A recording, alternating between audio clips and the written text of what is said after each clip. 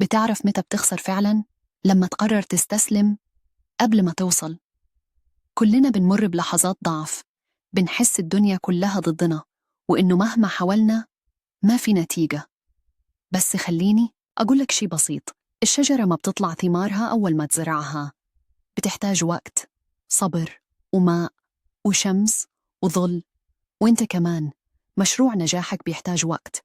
يمكن اليوم مو يومك، يمكن الأسبوع الجاي كمان مو يومك، بس إذا كملت رح يجي اليوم اللي تقول فيه الحمد لله إني ما وقفت.